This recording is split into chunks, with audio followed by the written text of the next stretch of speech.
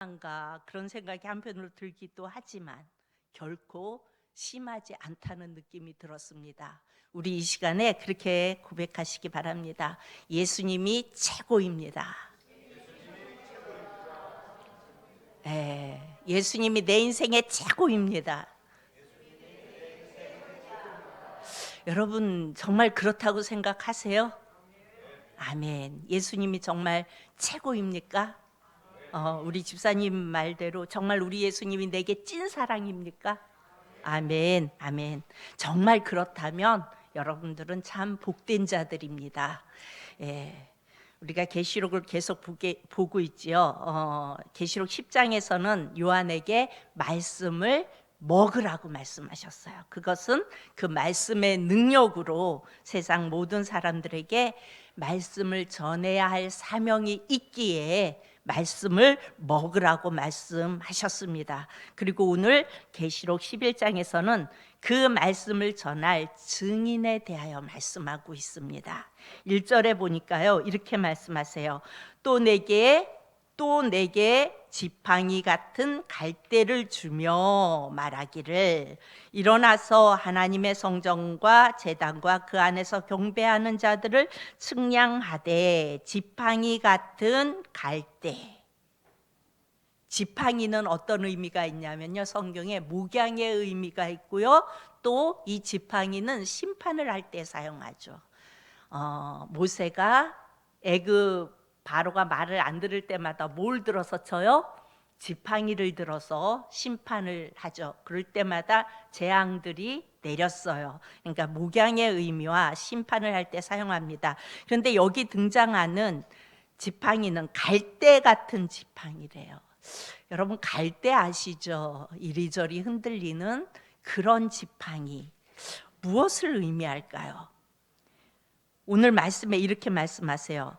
그 지팡이 같은 갈대를 주면서 말하기를 일어나서 하나님의 성전과 제단과 그 안에서 경배하는 자들을 측량하되, 그러니까 이 갈대 같은 지팡이는 측량의 용어로 사용하고 있는 거예요. 그렇죠? 측량을 한다는 것은 뭐예요? 뭔가를 계획하고 목표해서 이루고 완성하기 위해서 치수를 재는 거예요. 우리가 양복을 마치더라도, 물론 요즘은 기성복들이 많이 있지만 뭐를 재요? 치수를 재잖아요. 그래야 몸에 딱 맞는 양복을 만들 수 있잖아요. 그 양복을 제대로 내 몸에 딱 맞게 만들기 위해서 치수를 재고 그 치수를 가지고 그 옷을, 그 목적, 그 양복의 목적을 이루기 위해서 만들어 가잖아요.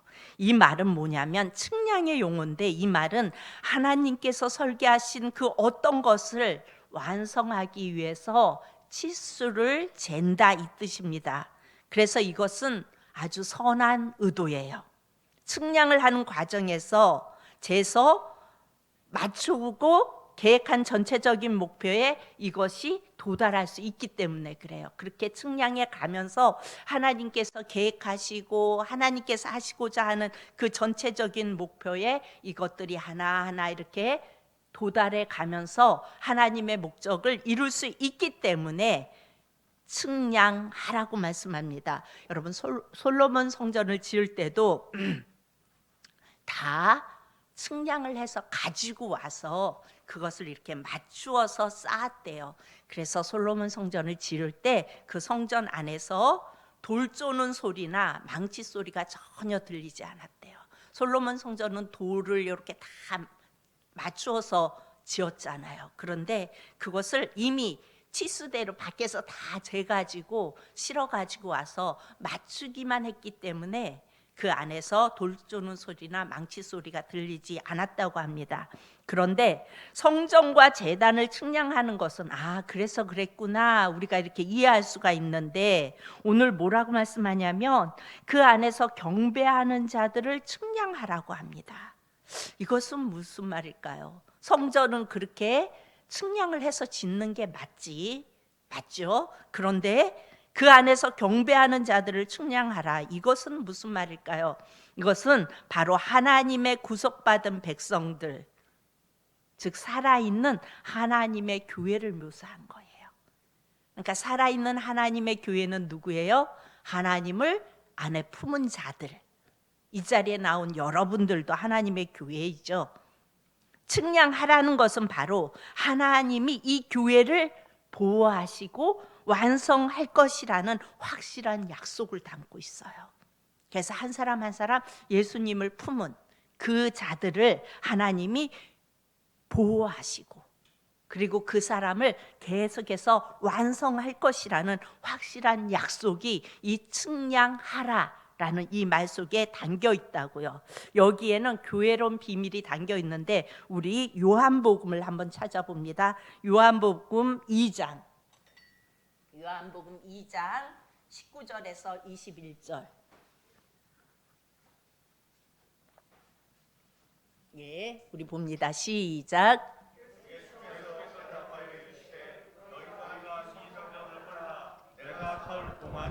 일으키리라.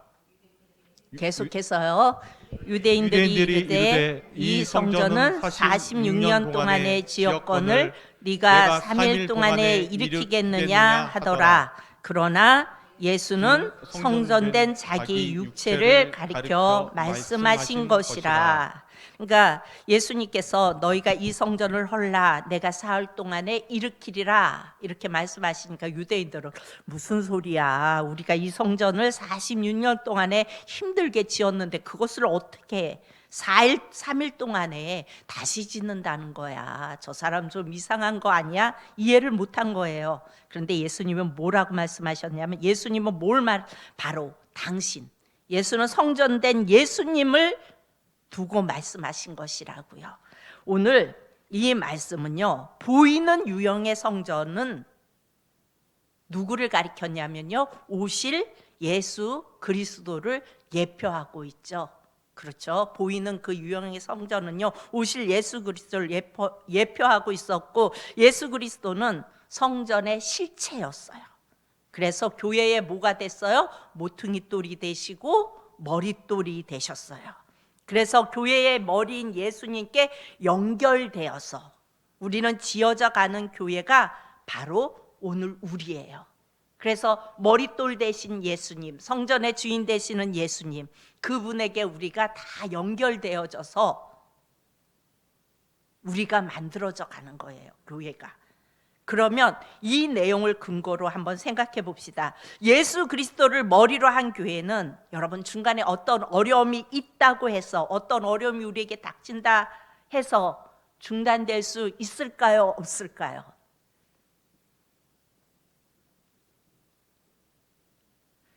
그러니까 예수 그리스도를 머리로 한 교회는, 그 교회는 중간에 어떤 어려움이 온다고 해서 어떤 목표를 하고 나가는 그 일들이 중단될까요? 안 될까요?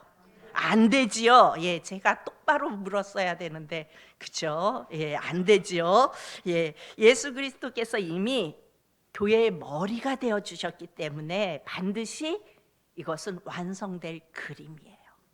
측량하라 그 말 뜻. 그 말 안에는 바로 예수 그리스도가 머리가 되어 주셔서 분명히 완성될 거라는 것을 말씀하고 있는 것입니다. 그 과정까지 가면서 우리는 잘라낼 게 있고 우리 안에, 그렇죠? 또 빚어져야 될 것이 있고, 이렇게 해서 계속해서 잘라냄을 당하기도 하고 빚어지기도 하고, 이렇게 되어지면서 차츰차츰 예수 그리스도 안에서 우리가 완성되어져 가는 겁니다. 그것을 여기에서 한마디로 측량하라 이렇게 표현한 겁니다. 이것은 바로 목자장 되시는 우리 예수 그리스도의 돌보심을 말해요. 예수 그리스도의 머리 되셔서 연결되어져 있는 우리를 돌보시는 거예요. 여러분, 지상교회는 유한하고 또 제한적이고, 그리고 죄인들이 모이기에 어때요? 다 자기들의 프레임 안에서 어떤 일들을 하다 보니까 늘 연약함을 드러낼 수밖에 없어요. 그래서 교회에서 어떠한 일을 하다 보면은 내 생각대로 하다 보니까 실수할 수도 있고 잘못되어질 수도 있고, 늘 그런 연약함을 우리는 이 지상교회 안에서는 드러내요. 그게 당연한 거예요. 그래서 때로는 그런 모습들을 보면서 나랑 좀 틀리는 모습들을 보면서 아, 교회가 왜 저러지? 왜 저렇게 하지? 또는 아, 이렇게 하는 게 교회야? 이런 생각도 때로는 우리가 신앙생활을 하다가 해요. 그런 일들이 벌어져요.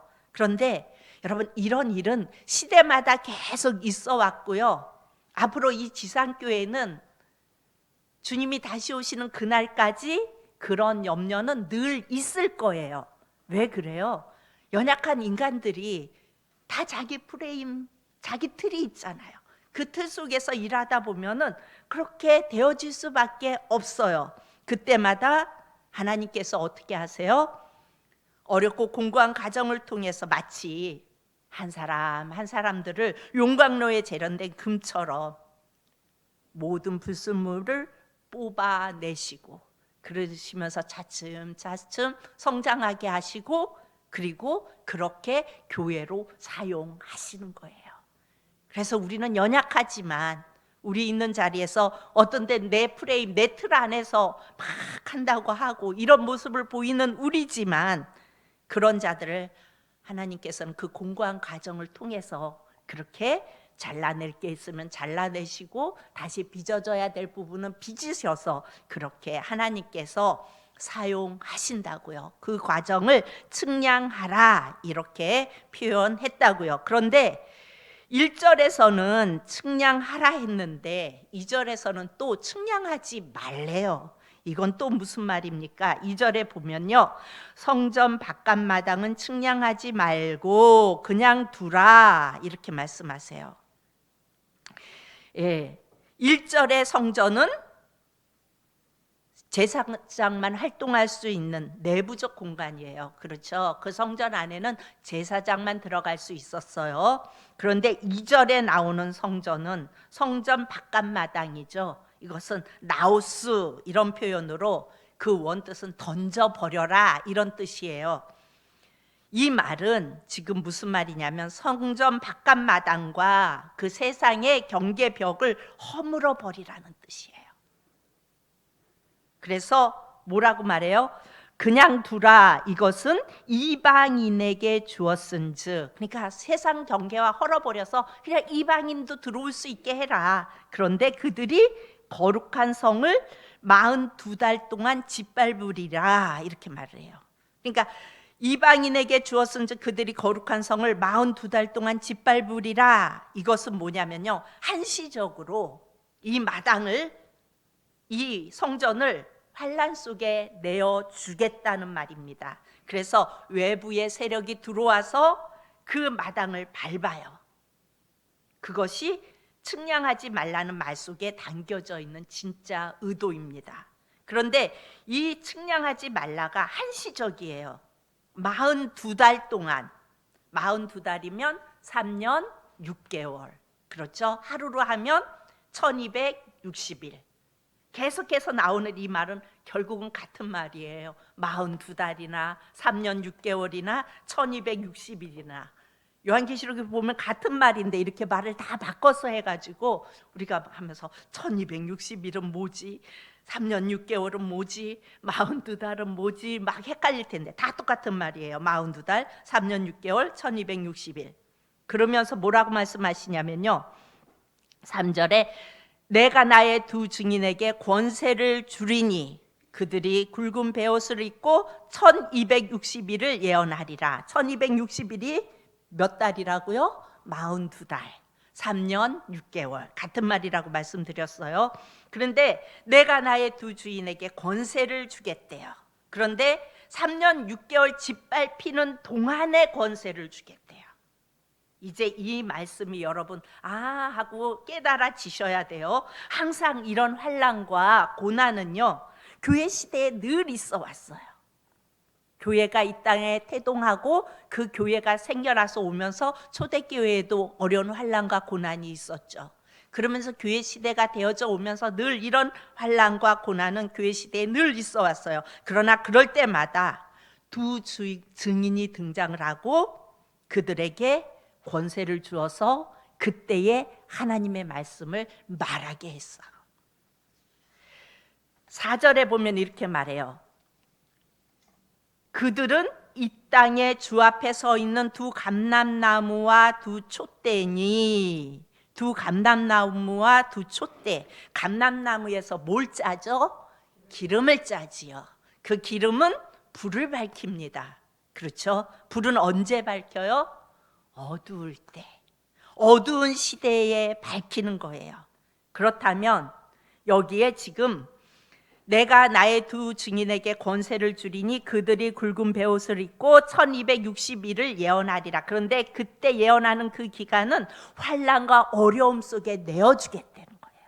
그 어려움 속에 그들이 예언을 하는데, 그들이 이 땅에 주 앞에 서 있는 두 감람나무와 두 촛대니 어둠을 밝히는 역할을 한다는 거예요. 이 두 증인이. 그래서 이 두 증인은요, 신명기에 보면 이런 말씀이 있어요. 죄에 관하여는 한 사람이 증인이 될 수 없대요. 두 증인의 입이나 아니면 세 사람의 입으로 그 사건을 확정하라, 이런 말씀이 있어요. 그것처럼 항상 두 증인은 어떤 사건을 확증하는 축복이면서 동시에 심판의 기준점이 됩니다. 그러니까 교회가 이 두 증인의 역할을 감당해내야 하는 거예요. 이것의 샘플로 오늘 등장하는 두 사람이 있습니다. 누가 등장을 하냐면 우리 5절, 6절을 봅니다. 만일 누구든지 그들을 해하고자 하면 그들의 입에서 불이 나와서 그들의 원수를 삼켜버릴 것이요, 누구든지 그들을 해하고자 하면 반드시 그와 같이 죽임을 당하리라. 6절 시작. 그들이 권능을 가지고 하늘을 닫아 그 예언을 하는 날 동안 비가 오지 못하게 하고, 또 권능을 가지고 물을 피로 변하게 하고 아무 때든지 원하는 대로 여러 가지 재앙으로 땅을 치리로다. 아멘. 아멘. 여기에 두 증인의 성격이 소개됩니다. 첫 증인은 하늘을 닫고 여는 권세가 있었어요. 여러분, 구약에 누굴 것 같아요? 엘리야. 예, 맞아요. 엘리야 시대에 하늘을 닫고 연 기간이 3년 6개월이었어요. 그렇죠? 우상에 젖어 사는 그들에게 내린 하나님의 심판이었어요. 제일 무서운 심판은, 여러분 뭐라고 말씀드렸어요? 계속 말씀이 닫히는 거예요. 말씀이 닫히는 시대는 어두운 시대예요. 이것이 엘리야 시대의 중요한 시대의 특징이었습니다. 심지어 이때에 엘리야마저도 넘어지죠. 그렇죠? 음녀 이세벨의 호령에 어때요? 광야로 도망가서 로뎀나무 아래서 내 생명을 거두어 달라고 엘리야의 그렇게 애걸복걸하며 넘어지는 엘리야의 모습을 우리는 구약을 통하여 보았습니다. 엘리야가 광야로 도망가기 직전에 갈멜산에서 이방 선지자 850명과 영적인 대격돌을 벌이지요. 그런데 그 제안을 누가 먼저 했냐면요, 엘리야가 먼저 했어요. 하나님은 엘리야의 이 기도에 응답하세요. 그래서 불을 내려서 하루 종일 춤추며 난리치고 불을 내려달라고 했던 바알 선지자들의 그 춤추며 자기의 몸을 해하며 했던 그들의 기도는 하나님이 들으시지 않았어요. 그런데 이 엘리야는 여러분 다 아시죠? 물까지 갖다 붓고 장작도 다 적게 만들고 그리고 기도합니다. 그랬더니 하나님이 응답하셔서 그것을 다 태워버려요. 고랑의 물까지 태워버리는 역사를 일으켜요. 그런데 그 제안을, 이렇게 하는 이 제안을 엘리야가 먼저 했다고요. 이렇게 우리 대결해 볼래? 이 제안을 엘리야가 먼저 했어요. 그런데 엄청난 영적인 승리를 거두죠. 엘리야는 이방 선지자를 다 잡아다 처형하고 엄청난 승리를 거뒀어요. 그러면 힘이 넘쳐가지고 그야말로 야, 이봐라, 하나님은 살아계시다 막 이러고 있어야 되는데 그 일이 끝나고 나서 엘리야는 도망을 갑니다. 깊이 보면요, 엘리야는 하나님께 응답은 받았어요. 그런데 하나님의 어떤 음성도 듣지 못하는 것을 볼 수가 있어요. 이것이 초점입니다. 그 엄청난 영적인 승리를 한 엘리야의 영적인 침체는 어디서 온 걸까요? 그 엄청난 850명 대 1, 그 대격돌에서 영적인 승리를 이루어낸 이 엘리야. 그런데 왜 갑자기 이렇게 영적인 침체가 돼서 가서 죽을 자리를 보고 있을까요? 왜 그럴까요? 엘리야는 본인도 모르게 이 이방 신들의 문화에 젖어 있었어요. 갈매산 위에서 벌어진 이 영적인 쇼는요, 바로 가나안 문화와 우상 숭배의 모습이었어요. 그런데 그것을 엘리야가 먼저 제안했다고요. 하나님은 엘리야를 불쌍히 여기셔서 응답은 하셨지만 하나님은 침묵하셨어요. 그리고 로뎀나무 밑에 누워 죽기를 자처하는 엘리야를 하나님은 깨우세요. 그리고 그 엘리야를 어디로 보내요? 어디로 밀어 넣어요? 호렙산으로 밀어 넣으세요. 여러분, 이 호렙산은요, 이스라엘의 역사상 어떤 산이에요? 하나님의 말씀을 듣는 산이었어요. 호렙산에서 하나님의 말씀이 들렸죠. 그런데 그곳에 엘리야가 들어가자 격렬한 자연 현상이 일어나요. 불이 떨어지고 지진이 일어나고 그리고 강한 바람이 불어요. 그런데 거기에 하나님이 계시지 않았어요. 하나님이 임재하실 때에 지진이 일어나고 바람이 불고 불이 임하고 그랬죠.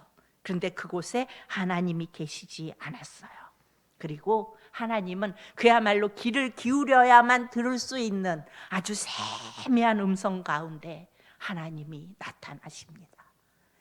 여러분, 왜 이런 상황이 벌어져야 하나를 잘 생각하면서 따라오셔야 됩니다.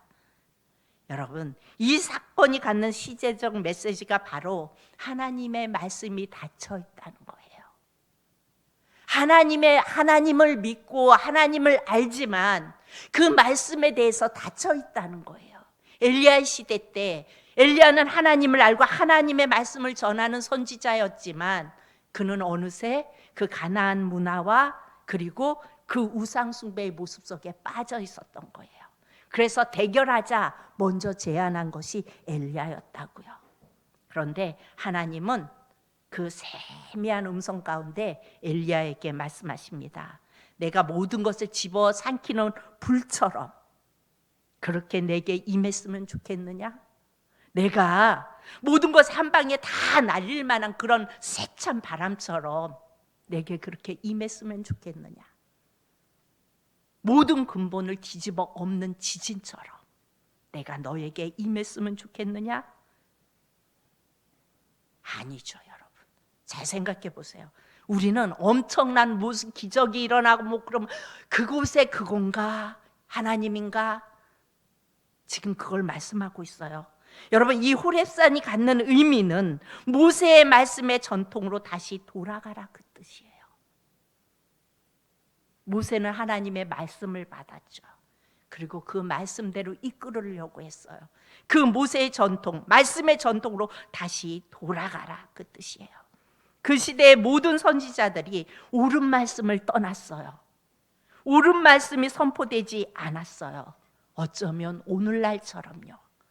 여러분, 지금 말씀의 홍수 시대에 우리는 살아가고 있어요. 그런데 왜 이 시대가 어둡다고 말할까요? 왜 어둠의 시대라고 말할까요?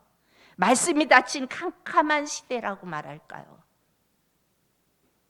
그런 시대에 말씀을 선포하면, 옳은 말씀을 선포하면 저항과 무서운 박해에 부딪히게 되어 있어요. 그래서 하나님께서 말씀하시는 거예요. 네 입에는 다나. 하나님의 말씀이 우리가 먹을 때, 하나님의 말씀을 말씀으로 먹을 때 우리 입에는 달아요. 그런데 이 시대가 그렇기 때문에 그 옳은 말씀을 선포하면 저항과 무서운 박해에 부딪히게 된다고요. 그래서 내 배에는 어떻게 된다고요? 쓰리라 말씀하세요. 입에서는 달지만 배에서는 쓰다고 말씀해 주시는 거예요. 이 세상을 봐라. 그렇게 되어질 거다. 믿음의 눈을 열고 보아라. 계시록을 통하여 우리에게 너무 친절하게 우리 주님은 가르쳐 주세요.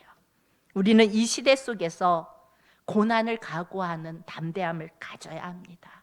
아, 옳은 말씀이 선포되어질 때는 이런 고난이 있구나, 이런 아픔이 있구나. 그렇지만 그 말씀을 붙잡을 때 우리는 승리할 수 있고 주님 앞에 가는 그날까지 승리의 길을 걸어갈 수 있는 것입니다. 여러분, 우리가 담대함을 가져야 하는 이유는 우리의 영원한 목자장이 되시는 예수님께서 뭐라고 말씀하셨어요? 나는 양을 위하여 목숨을 버리노라. 우리 예수님께서 그 말씀을 따라가는 자, 옳은 말씀이 선포되어지는 그 말씀을 붙잡고 있는 자들을 위하여 내가 목숨을 버리노라 말씀하십니다. 진정한 하나님의 백성은 하나님께서 완성하시는 그날까지 책임지시고 측량하겠다 약속해 주십니다. 이것은 재앙이 아니라 우리 주님께서 보호하시고 돌보시겠다는 뜻이에요. 아멘. 아무리 교회가 어수선해도 여러분, 교회는 무너지지 않아요. 교회의 주인은 예수 그리스도이시기 때문에 그래요. 아무리 어떠한 어려움이 오고 이래서 교회가 되겠어, 세상이 이런데 이렇게 이야기할지 몰라도, 또 그렇게 되어져 가는 것처럼 보일지는 몰라도 여러분, 교회의 주인은 예수 그리스도이십니다. 그리고 교회의 주인이 예수 그리스도이시기 때문에 결코 무너지지 않고 결국은 완성되어져 갈 것입니다. 그 안에 우리가 구원의 백성으로 붙들려 있는 거예요. 그 주님 안에 우리가 구원의 백성으로 붙들려 있는 겁니다. 그러기에 우리는 두 증인의 역할을 감당해야 돼요. 즉, 이 시대의 어두움을 밝히는 감람나무와 촛대가 되어서 어두움을 밝히는 선지자적 기능을 우리는 감당해야 되는 것입니다. 이것이 바로 측량하라라는 것은 하나님의 편에서 그렇게 감당하고 있는 우리를 목숨을 내어주면서까지 우리를 돌보시겠다는 선언이고 약속입니다. 그리고 교회는 이 두 증인의 이 사명을 부여받았습니다. 그러니까 두 증인이라는 것은 구약시대에 여기 말하는 것은 엘리야와 모세 그랬죠. 그런데 오늘날 우리에게 두 증인은 누구예요? 예수님을 붙잡은, 예수님의 말씀을 붙잡은 교회들. 이것이 곧 교회의 사명입니다. 그리고 예수님을 주인으로 삼고 가는 우리 한 사람 한 사람에게 주어진 사명입니다. 그래서 말씀이 어두워진 이 시대에 오직 예수님만을 드러나게 하는, 예수님만을 전하는 그 놀라운 역사를 일으켜 갈 때에 우리 주님께서는 그 사람들은 끝까지 보호하시고 끝까지 돌보시겠다는 그 약속이 바로 측량하라는 뜻입니다. 여러분, 우리 모두가 그 예수님의 약속을 바라보며 두 증인의 사명을 끝까지 감당할 수 있는 저와 여러분이 되어질 수 있기를 축복합니다. 기도합니다. 참 좋으신 아버지 하나님, 은혜를 감사합니다. 주님, 이 시대도 하나님의 말씀이 옳게 선포되어지지 못하는 어두운 시대입니다. 이 시대 속에 우리 사랑하는 성도님들이, 또한 우리 푸른 사랑교회가 감람나무와 두 촛대가 되어서 증인의 역할을 감당할 수 있는 복된 교회 되어질 수 있도록 도와주옵소서. 측량하라 말씀하시는 그 말씀을 붙잡고 담대히 나갈 수 있는 우리 모두가 되어질 수 있도록 사랑의 하나님 함께하여 주옵소서. 감사드리며 예수님 이름으로 기도합니다. 아멘. 찬송가 506장